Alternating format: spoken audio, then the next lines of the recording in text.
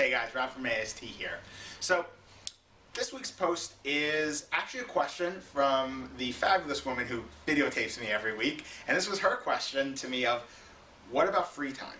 What about unstructured time? We talk about structure all the time, and Christina, my camera operator, I guess, was curious, well, what about all these other times when you don't have OT, or you don't have speech, or you don't have ABA, or you just don't have therapy, and it's just lazy Sunday afternoon?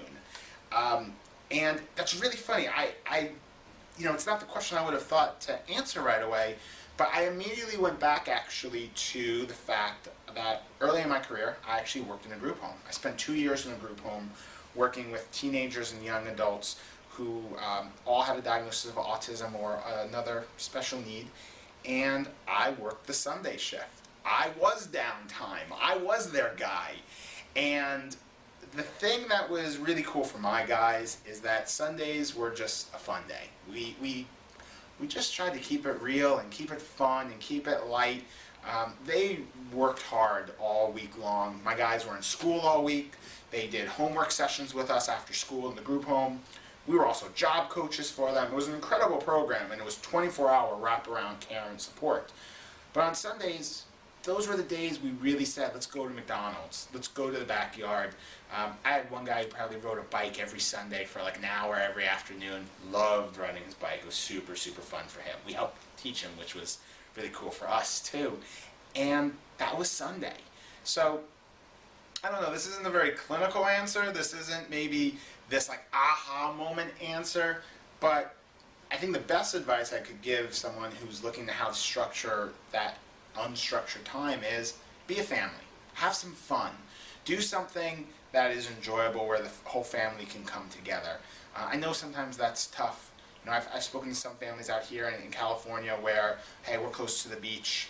Sunday is a good beach day. I know a lot of families have those Disneyland season passes, and Sunday is Disneyland day.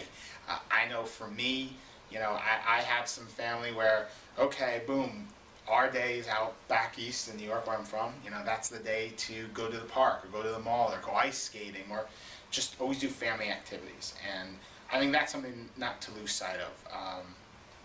I know a lot of parents who I've gotten to work with have said, when we come home from work, when we're doing ABA, when we're doing whatever therapy, when we're doing our part as parents, as part of the parent training, it's nice to just have a day for ourselves to be a family and relax.